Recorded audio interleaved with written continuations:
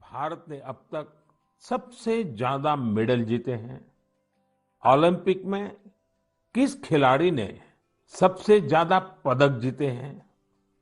साथियों, आप मुझे जवाब भेजे न भेजे, पर माय गॉव में ओलंपिक्स पर जो क्विज है उसमें प्रश्नों के उत्तर देंगे तो कई सारे इनाम जीतेंगे।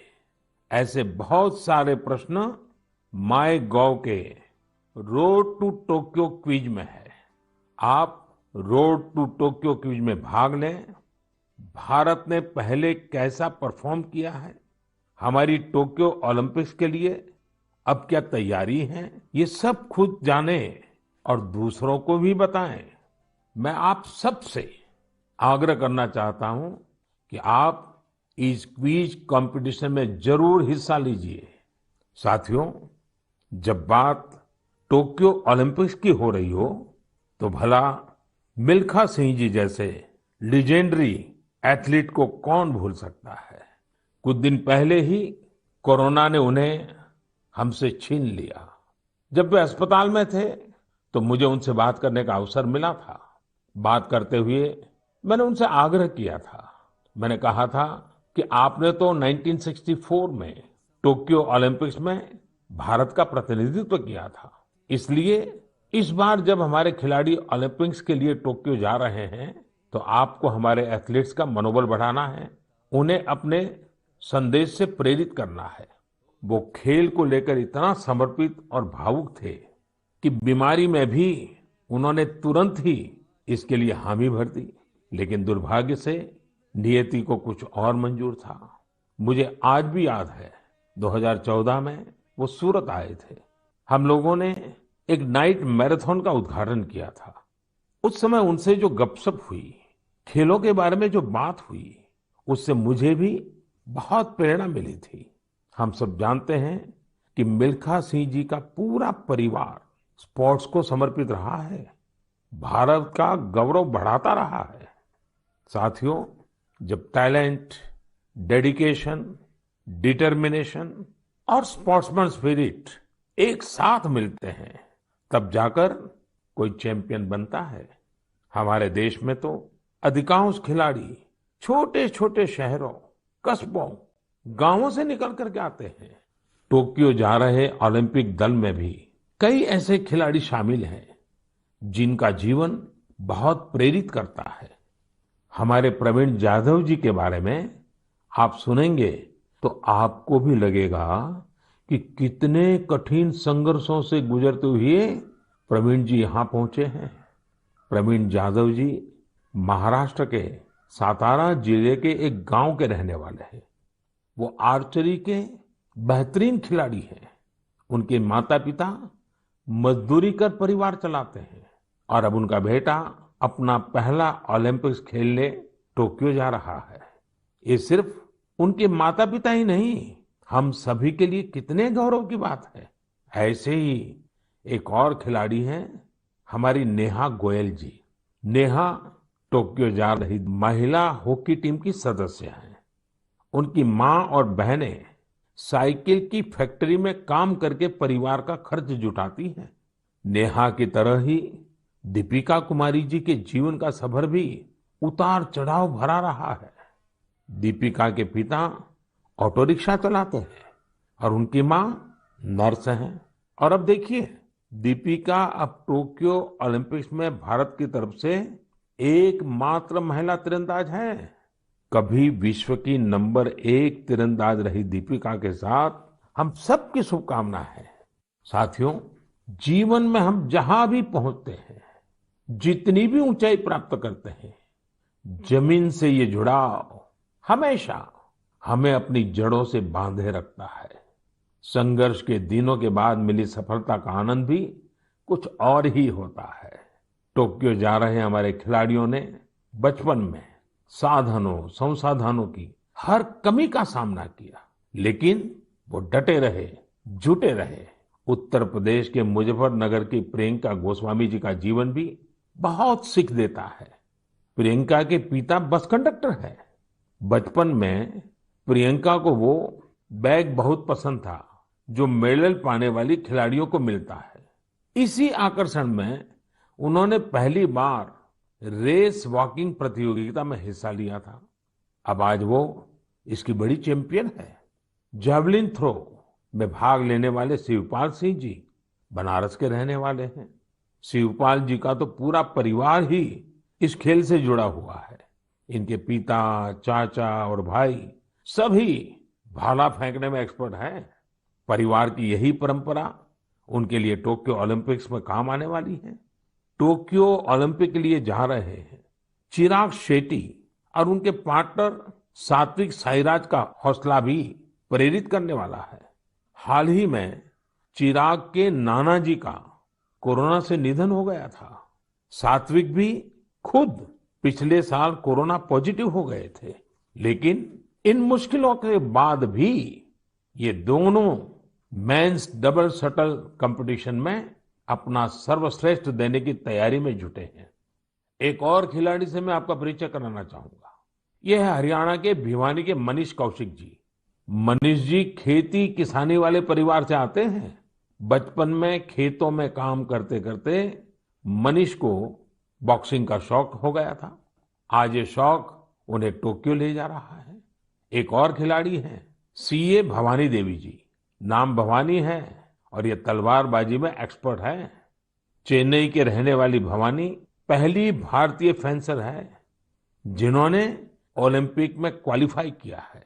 मैं कहीं पढ़ रहा था कि भवानी जी की ट्रेनिंग जारी रहे, इसके लिए उनकी मां ने अपने गहने तक गिरवी रख दिए थे। साथियों, ऐसे तो अनगिनत नाम है, लेकिन मन की बात में मैं आज कुछ ही नामों का जिक्र कर पाया हूं। टोक्यो जा रहे हर खिलाड़ी का अपना संघर्ष रहा है, बरसों की मेहनत रही है। वो सिर्फ अपने लिए ही नहीं जा रहे, बल्कि देश के लिए जा रहे हैं। इन खिलाड़ियों को भारत का गौरव भी बढ़ाना है और लोगों का दिल भी जीतना है। और इसलिए मेरे देशवासियों, में आपको भी एक सलाह देना चाहता हूं। हमें जाने अनजाने में भी हमारे इन खिलाड़ियों पर दबाव नहीं बनाना है, बल्कि खुले मन से इनका साथ देना है। हर खिलाड़ी का उत्साह बढ़ाना है। सोशल मीडिया पर आप हैशटैग चीयर फॉर इंडिया के साथ अपने इन खिलाड़ियों को शुभकामनाएं दे सकते हैं। आप कुछ और भी इनोवेटिव करना चाहें तो वो भी जरूर करें। अगर आपको कोई ऐसा आइडिया आता है जो हमारे खिलाड़ियों के लिए देश को मिलकर करना चाहिए, तो वो आप मुझे जरूर भेजिएगा। हम सब मिलकर टोक्यो जाने वाले अपने खिलाड़ियों को सपोर्ट करेंगे। Cheer for India, cheer for India, cheer for India. मेरे प्यारे देशवासियों, कोरोना के खिलाफ हम देशवासियों की लड़ाई जारी है, लेकिन इस लड़ाई में हम सब साथ मिलकर कई असाधारण मुकाम भी हासिल कर रहे हैं। अभी कुछ दिन पहले ही हमारे देश ने एक अभूतपूर्व काम किया है। 21 जून को वैक्सीन अभियान के अगले चरण की शुरुआत हुई और उसी दिन देश ने 86 लाख से ज्यादा लोगों को मुफ्त वैक्सीन लगाने का रिकॉर्ड भी बना दिया, और वो भी एक दिन में। इतनी बड़ी संख्या में भारत सरकार की तरफ से मुफ्त वैक्सीनेशन, और वो भी एक दिन में, स्वाभाविक है इसकी चर्चा भी खूब हुई है। साथियों, एक साल पहले सबके सामने सवाल था कि वैक्सीन कब आएगी। आज हम एक दिन में लाखों लोगों को मेड इन इंडिया वैक्सीन मुफ्त में लगा रहे हैं, और यही तो नए भारत की ताकत है। साथियों, वैक्सीन की सेफ्टी देश के हर नागरिक को मिले, हमें लगातार प्रयास करते रहना है। कई जगहों पर वैक्सीन हेजिटेंसी को खत्म करने के लिए कई संगठन, सिविल सोसाइटी के लोग आगे आए हैं और सब मिलकर के बहुत अच्छा काम कर रहे हैं। चलिए हम भी आज एक गांव में चलते हैं और उन्हीं लोगों से बात करते हैं वैक्सीन के बारे में। मध्य प्रदेश के बैतूल जिले के डुलारिया गांव चलते हैं। हेलो। नमस्कार। नमस्ते जी। मेरा नाम राजेश हिरावे, ग्राम पंचायत डुलारिया, भीमपुर ब्लॉक। राजेश जी, मैंने फोन इसलिए किया कि मैं जानना चाहता था कि अभी आपके गांव में अब कोरोना की क्या स्थिति है? सर यहाँ पे कोरोना की स्थिति तो अभी ऐसा कुछ नहीं है यहाँ। अभी लोग बीमार नहीं है? जी। गांव की जनसंख्या कितनी है, कितने लोग हैं गांव में? गांव में 462 पुरुष है और 332 महिलाएं हैं। अच्छा राजेश जी, आपने वैक्सीन ले ली क्या? नहीं सर, अभी नहीं लिया। अरे, क्यों नहीं लिया? सर जी यहाँ पे कुछ लोगों ने कुछ व्हाट्सएप पे ऐसा भ्रम डाल दिया गया कि उससे लोग भ्रमित हो गए सर जी। तो क्या आपके मन में भी डर है? जी, सब पूरे गांव में ही ऐसा भ्रम फैला दिया था सर। अरे रे रे, ये क्या बात की आपने? देखिए राजेश जी, जी। मेरा आपको भी और मेरे सभी गांव के भाई बहनों को यही कहना है कि डर है तो निकाल दीजिए। जी। हमारे पूरे देश में 31 करोड़ से भी ज्यादा लोगों ने वैक्सीन का टीका लगवा लिया है। जी। आपको पता है ना, मैंने खुद ने भी दोनों डोज लगवा लिए हैं। जी सर। अरे मेरी माँ तो करीब करीब 100 साल की है, उन्होंने भी दोनों डोज लगवा लिए हैं।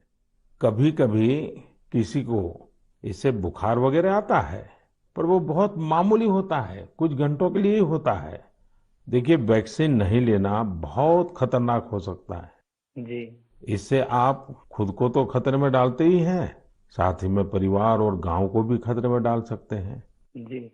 और राजेश जी, इसलिए जितना जल्दी हो सके वैक्सीन लगवा लीजिए और गांव में सबको बताइए कि भारत सरकार की तरफ से मुफ्त वैक्सीन दी जा रही है और 18 वर्ष से ऊपर के सभी लोगों के लिए ये मुफ्त वैक्सीनेशन है। जी। जी। तो ये आप भी गांव में लोगों को बताइए, और गांव में ये डर का तो माहौल का कोई कारण ही नहीं है।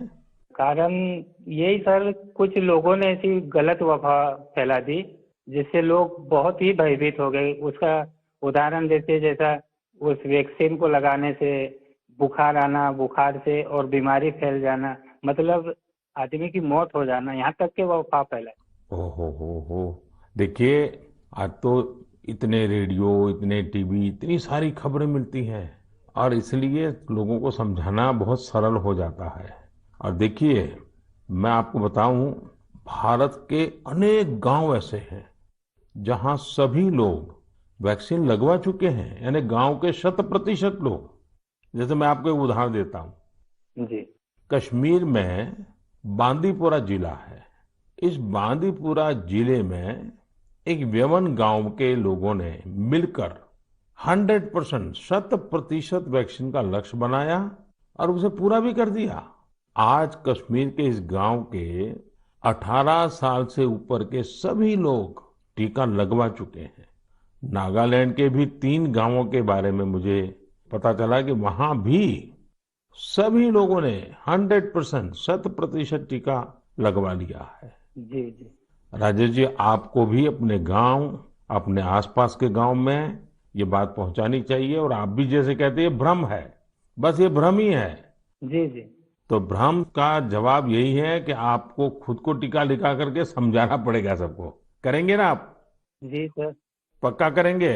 जी सर। जी सर, आपसे बात करने से मुझे ऐसा लगा कि मैं खुद भी टीका लगाऊंगा और लोगों को इसके बारे में आगे बढ़ाऊंगा। अच्छा, गांव में और भी कोई है जिनसे मैं बात कर सकता हूँ?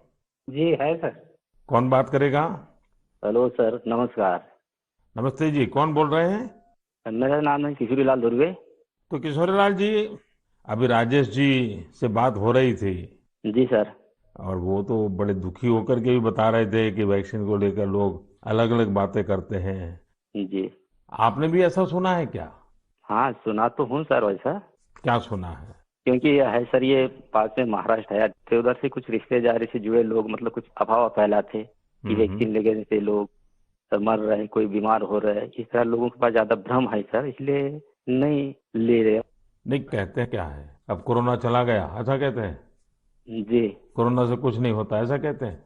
नहीं, कोरोना चला गया नहीं बोलते सर, कोरोना तो है बोलते, लेकिन वैक्सीन जो लेते हैं उससे मतलब बीमारी हो रहे और मर रहे, ये स्थिति बताते सर वो। अच्छा, वैक्सीन के कारण मर रहे हैं? अपना क्षेत्र आदिवासी क्षेत्र है सर, ऐसे भी लोग इसमें जल्दी डरते हैं, जो भ्रम फैला देते इस कारण से मतलब लोग नहीं ले रहे सर वैक्सीन। देखिए किशोरलाल जी, जी हाँ सर। ये अफवाहें फैलाने वाले लोग तो अफवाहें फैलाते रहेंगे। जी। हमें तो जिंदगी बचानी है, अपने गांव वालों को बचाना है, अपने देशवासियों को बचाना है। और ये अगर कोई कहता है कि कोरोना चला गया, तो ये भ्रम में मत रहिए। जी। ये बीमारी ऐसी है, ये बहुरूपिये वाली है। जी सर। वो रूप बदलती है, नए नए रंग रूप करके पहुंच जाती है। जी। और उसमें बचने के लिए हमारे पास दो रास्ते हैं। एक तो कोरोना के लिए जो प्रोटोकॉल बना है, मास्क पहनना, साबुन से बार बार हाथ धोना, दूरी बनाए रखना। और दूसरा रास्ता है, इसके साथ साथ वैक्सीन का टीका लगवाना। वो भी एक अच्छा सुरक्षा कवच है, तो उसकी चिंता करिए। जी। अच्छा किशोरलाल जी, ये बताइए, जी सर। जब लोग आपसे बातें करते तो आप कैसे समझाते हैं लोगों को? आप समझाने का काम करते हैं कि आप भी अफवाह में आ जाते हैं? अरे समझाए क्या, वो लोग ज्यादा हो जाते सर तो हम भी भयभीत में आ जाते ना सर। देखिए किशोरलाल जी, मेरी आपसे बात हुई है, आज आप मेरे साथी हैं। जी सर। आपको डरना नहीं है, और लोगों के डर को भी निकालना है। निकालोगे? जी निकालेंगे सर, लोगों के डर को भी निकालेंगे सर। मैं स्वयं भी खुद लगाऊंगा। देखिए, अफवाहों पर बिल्कुल ध्यान न दें। जी। आप जानते हैं हमारे वैज्ञानिकों ने कितनी मेहनत करके वैक्सीन बनाई है। जी सर। साल भर रात दिन इतने बड़े बड़े वैज्ञानिकों ने काम किया है। और इसलिए हमें विज्ञान पे भरोसा करना चाहिए, वैज्ञानिकों पर भरोसा करना चाहिए। और ये झूठ फैलाने वाले लोगों को बार बार समझाना चाहिए कि देखिए भाई, ऐसा नहीं होता है। इतने लोगों ने वैक्सीन ले लिया है, कुछ नहीं होता है। जी। और अफवाहों से बहुत बच करके रहना चाहिए, गांव को भी बचाना चाहिए। जी। और राजेश जी, किशोरलाल जी, आप जैसे साथियों को तो मैं कहूंगा कि आप अपने ही गांव में नहीं, और गांवों में भी इन अफवाहों को रोकने का काम कीजिए। और लोगों को बताइए मेरे से बात हुई है, जी सर। बता दीजिए, मेरा नाम बता दीजिए। बताएंगे सर और समझाएंगे लोगों को और स्वयं भी लेंगे। देखिए, आपके पूरे गांव को मेरी तरफ से शुभकामनाएं दीजिए। जी सर। और सभी से कहिए कि जब भी अपना नंबर आए, जी। वैक्सीन जरूर लगवाएं। ठीक है सर। मैं चाहूंगा कि गांव की महिलाओं को, हमारी माताओं बहनों को जी सर। इस काम में ज्यादा से ज्यादा जोड़िए और सक्रियता के साथ उनको साथ रखिए। जी। कभी कभी माताएं बहनें बात कहती है ना, लोग जल्दी मान जाते हैं। जी। आपके गांव में जब टीकाकरण पूरा हो जाए तो मुझे बताएंगे आप? हाँ बताएंगे सर। पक्का बताएंगे? जी। देखिए, मैं इंतजार करूंगा आपकी चिट्ठी का। जी सर। चलिए राजेश जी, किशोर जी, बहुत बहुत धन्यवाद, आपसे बात करने का मौका मिला। धन्यवाद सर, आपने हम बात किया है। बहुत बहुत धन्यवाद आपको भी। साथियों, कभी न कभी ये विश्व के लिए केस स्टडी का विषय बनेगा कि भारत के गांव के लोगों ने, हमारे वनवासी आदिवासी भाई बहनों ने इस कोरोना काल में किस तरह अपने सामर्थ्य और सूझबूझ का परिचय दिया। गांव के लोगों ने क्वारंटाइन सेंटर बनाए, स्थानीय जरूरतों को देखते हुए कोविड प्रोटोकॉल बनाए। गांव के लोगों ने किसी को भूखा नहीं सोने दिया, खेती का काम भी रुकने नहीं दिया। नजदीक के शहरों में दूध, सब्जियां, ये सब हर रोज पहुंचता रहे, ये भी गांव ने सुनिश्चित किया। यानी खुद को संभाला, औरों को भी संभाला। ऐसे ही हमें वैक्सीनेशन अभियान में भी करते रहना है। हमें जागरूक रहना भी है और जागरूक करना भी है। गांव में हर एक व्यक्ति को वैक्सीन लग जाए, ये हर गांव का लक्ष्य होना चाहिए। याद रखिए, और मैं तो आपको खास रूप से कहना चाहता हूं, आप एक सवाल अपने मन में पूछिए। हर कोई सफल होना चाहता है, लेकिन निर्णायक सफलता का मंत्र क्या है? निर्णायक सफलता का मंत्र है निरंतरता। इसलिए हमें सुस्त नहीं पड़ना है, किसी भ्रांति में नहीं रहना है। हमें सतत प्रयास करते रहना है, कोरोना पर जीत हासिल करनी है। मेरे प्यारे देशवासियों, हमारे देश में अब मानसून का सीजन भी आ गया है। बादल जब बरसते हैं तो केवल हमारे लिए नहीं बरसते, बल्कि बादल आने वाली पीढ़ियों के लिए भी बरसते हैं। बारिश का पानी जमीन में जाकर इकट्ठा भी होता है, जमीन के जल स्तर को भी सुधारता है। और इसलिए मैं जल संरक्षण को देश सेवा का ही एक रूप मानता हूं। आपने भी देखा होगा, हम में से कई लोग इस पुण्य को अपनी जिम्मेदारी मानकर लगे रहे हैं। ऐसे ही एक शख्स हैं उत्तराखंड के पौड़ी गढ़वाल के सच्चिदानंद भारती जी। भारती जी एक शिक्षक हैं और उन्होंने अपने कार्यों से भी लोगों को बहुत अच्छी शिक्षा दी है। आज उनकी मेहनत से ही पौड़ी गढ़वाल के उफरैंखाल क्षेत्र में पानी का बड़ा संकट समाप्त हो गया। जहां लोग पानी के लिए तरसते थे, वहां आज साल भर जल की आपूर्ति हो रही है। साथियों, पहाड़ों में जल संरक्षण का एक पारंपरिक तरीका रहा है, जिसे चाल खाल भी कहा जाता है, यानी पानी जमा करने के लिए बड़ा सा गड्ढा खोदना। इस परंपरा में भारती जी ने कुछ नए तौर तरीकों को जोड़ दिया। उन्होंने लगातार छोटे बड़े तालाब बनवाए। इससे न सिर्फ उफरैंखाल की पहाड़ी हरी भरी हुई, बल्कि लोगों की पेयजल की दिक्कत भी दूर हो गई। आप ये जानकर हैरान रह जाएंगे कि भारती जी ऐसी 30,000 से अधिक जल तलैया बनवा चुके हैं। 30,000। उनका ये भगीरथ कार्य आज भी जारी है और अनेक लोगों को प्रेरणा दे रहे हैं। साथियों, इसी तरह यूपी के बांदा जिले में अंधाव गांव के लोगों ने भी एक अलग ही तरह का प्रयास किया है। उन्होंने अपने अभियान को बड़ा ही दिलचस्प नाम दिया है, खेत का पानी खेत में, गांव का पानी गांव में। इस अभियान के तहत गांव के कई 100 बीघे खेतों में ऊंची ऊंची मेड़ बनाई गई है। इससे बारिश का पानी खेत में इकट्ठा होने लगा और जमीन में जाने लगा। अब ये सब लोग खेतों की मेड़ पर पेड़ लगाने की भी योजना बना रहे हैं। यानी अब किसानों को पानी, पेड़ और पैसा तीनों मिलेगा। अपने अच्छे कार्यों से पहचान तो उनके गांव की दूर दूर तक वैसे भी हो रही है। साथियों, इन सभी से प्रेरणा लेते हुए हम अपने आसपास जिस भी तरह से पानी बचा सकते हैं, हमें बचाना चाहिए। मानसून के इस महत्वपूर्ण समय को हमें गंवाना नहीं है। मेरे प्यारे देशवासियों, हमारे शास्त्रों में कहा गया है, नास्ति मूलम अनौषधम, अर्थात पृथ्वी पर ऐसी कोई वनस्पति नहीं है जिसमें कोई न कोई औषधीय गुण न हो। हमारे आसपास ऐसे कितने ही पेड़ पौधे होते हैं जिनमें अद्भुत गुण होते हैं, लेकिन कई बार हमें उनके बारे में पता ही नहीं होता। मुझे नैनीताल से एक साथी भाई परितोष ने इस विषय पर एक पत्र भेजा है। उन्होंने लिखा है कि उन्हें गिलोय और दूसरी कई वनस्पतियों के इतने चमत्कारी मेडिकल गुणों के बारे में कोरोना आने के बाद ही पता चला। परितोष ने मुझे आग्रह भी किया है कि मैं मन की बात के सभी श्रोताओं से कहूं कि आप अपने आसपास की वनस्पतियों के बारे में जानिए और दूसरों को भी बताइए। वास्तव में ये तो हमारी सदियों पुरानी विरासत है, जिसे हमें ही संजोना है। इसी दिशा में मध्य प्रदेश के सतना के एक साथी हैं श्रीमान रामलोटन कुशवाहा जी। उन्होंने बहुत ही सराहनीय काम किया है। रामलोटन जी ने अपने खेत में एक देशी म्यूजियम बनाया है। इस म्यूजियम में उन्होंने सैकड़ों औषधीय पौधों और बीजों का संग्रह किया है। इन्हें वो दूर सुदूर क्षेत्रों से यहाँ लेकर आए हैं। इसके अलावा वो हर साल कई तरह की भारतीय सब्जियां भी उगाते हैं। रामलोटन जी की इस बगिया, इस देशी म्यूजियम को लोग देखने भी आते हैं और उससे बहुत कुछ सीखते भी हैं। वाकई एक बहुत अच्छा प्रयोग है जिसे देश के अलग अलग क्षेत्रों में दोहराया जा सकता है। मैं चाहूंगा आप में से जो लोग इस तरह का प्रयास कर सकते हैं वो जरूर करें। इससे आपकी आय के नए साधन भी खुल सकते हैं। एक लाभ ये भी होगा कि स्थानीय वनस्पतियों के माध्यम से आपके क्षेत्र की पहचान भी बढ़ेगी। मेरे प्यारे देशवासियों, अब से कुछ दिनों बाद 1 जुलाई को हम नेशनल डॉक्टर्स डे मनाएंगे।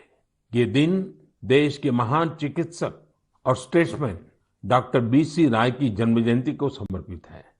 कोरोना काल में डॉक्टर्स के योगदान के हम सब आभारी हैं।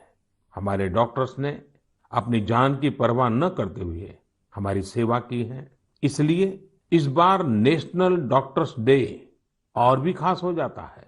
साथियों, मेडिसिन की दुनिया के सबसे सम्मानित लोगों में से एक हिपोक्रेट्स ने कहा था, wherever the art of medicine is loved, there is also a love of humanity.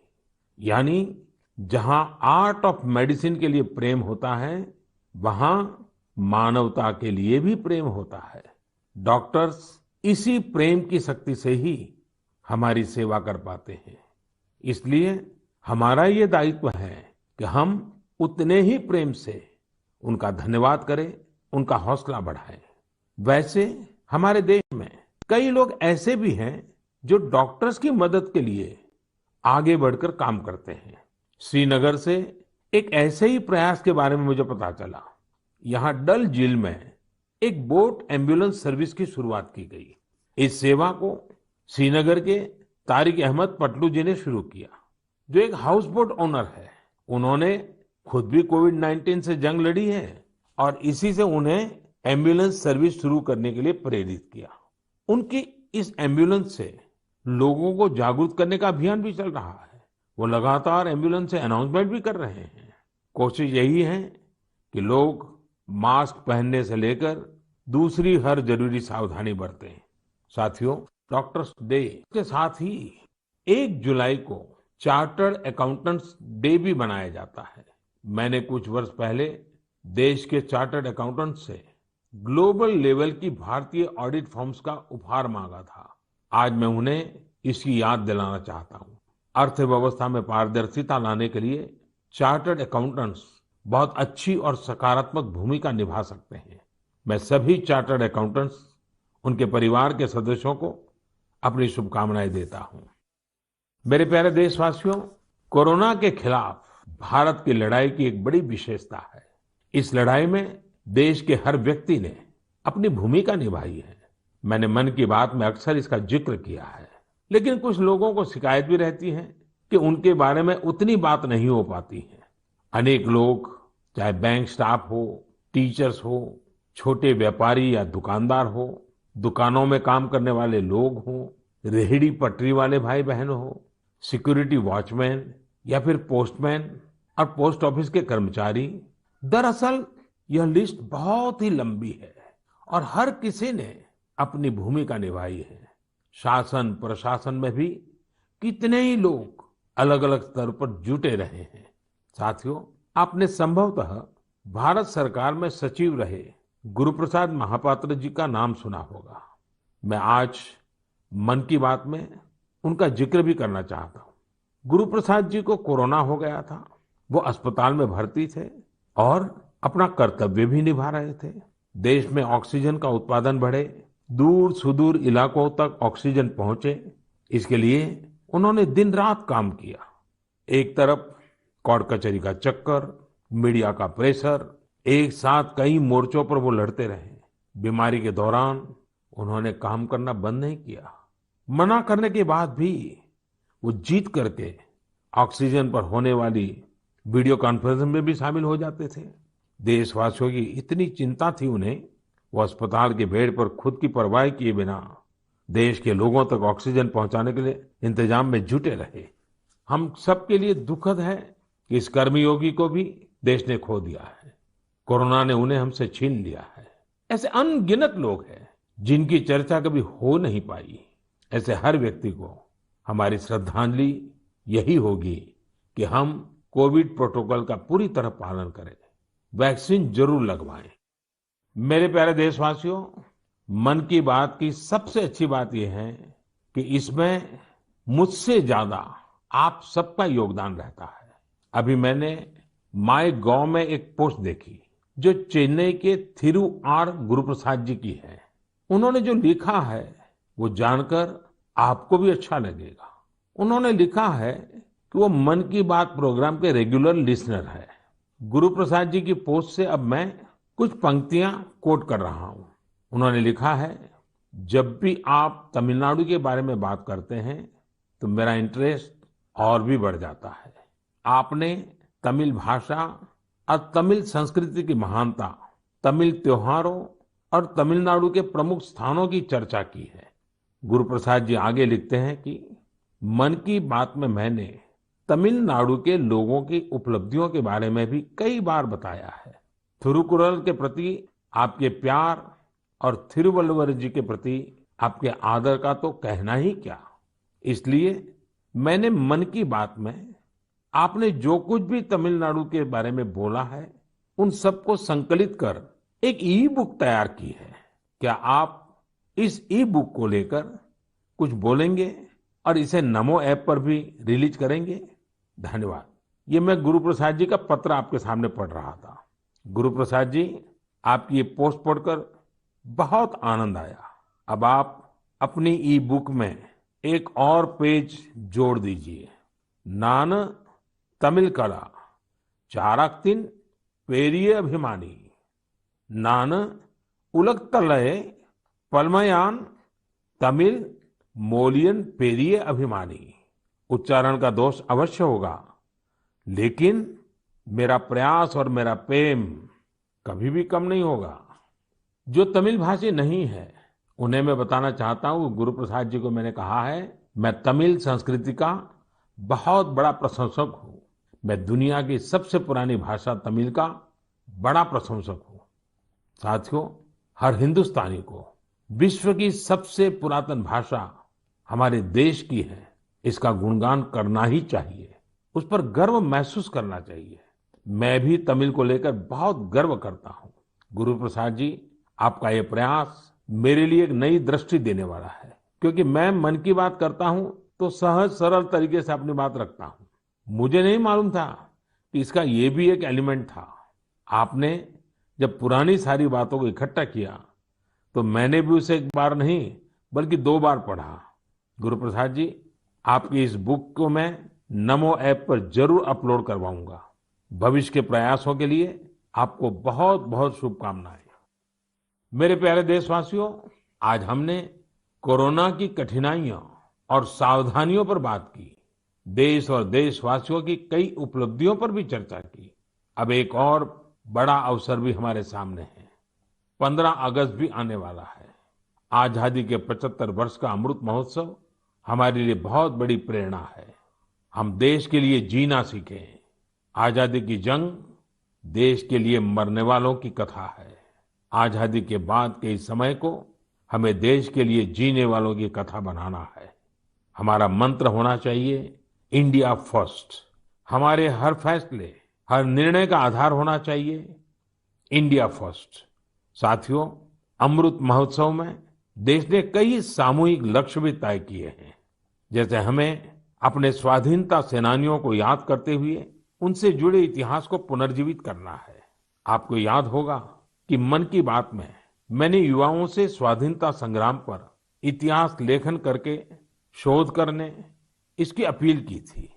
मकसद ये था कि युवा प्रतिभाएं आगे आए, युवा सोच, युवा विचार सामने आए, युवा कलम नई ऊर्जा के साथ लेखन करे। मुझे ये देखकर बहुत अच्छा लगा कि बहुत ही कम समय में 2500 से ज्यादा युवा इस काम को करने के लिए आगे आए हैं। साथियों, दिलचस्प बात यह है, 19वीं 20वीं शताब्दी के जंग की बात तो आमतौर पर होती रहती है, लेकिन खुशी इस बात की है कि 21वीं सदी में जो युवा पैदा हुए हैं, 21वीं सदी में जिनका जन्म हुआ है, ऐसे मेरे नौजवान साथियों ने 19वीं और 20वीं शताब्दी की आजादी की जंग को लोगों के सामने रखने का मोर्चा संभाला है। इन सभी लोगों ने माईगॉव पर इसका पूरा ब्यौरा भेजा है। ये लोग हिंदी, इंग्लिश, तमिल, कन्नड़ा, बांग्ला, तेलुगु, मराठी, मलयालम, गुजराती ऐसी देश की अलग अलग भाषाओं में स्वाधीनता संग्राम पर लिखेंगे। कोई स्वाधीनता संग्राम से जुड़े रहे अपने आसपास के स्थानों की जानकारी जुटा रहा है, तो कोई आदिवासी स्वाधीनता सेनानियों पर किताब लिख रहा है। एक अच्छी शुरुआत है। मेरा आप सभी से अनुरोध है कि अमृत महोत्सव से जैसे भी जुड़ सकते हैं जरूर जुड़े। ये हमारा सौभाग्य है कि हम आजादी के 75 वर्ष के पर्व का साक्षी बन रहे हैं। इसलिए अगली बार जब हम मन की बात में मिलेंगे तो अमृत महोत्सव की और तैयारियों पर भी बात करेंगे। आप सब स्वस्थ रहिए, कोरोना से जुड़े नियमों का पालन करते हुए आगे बढ़िए। अपने नए नए प्रयासों से देश को ऐसे ही गति देते रहिए इन्हीं शुभकामनाओं के साथ बहुत बहुत धन्यवाद।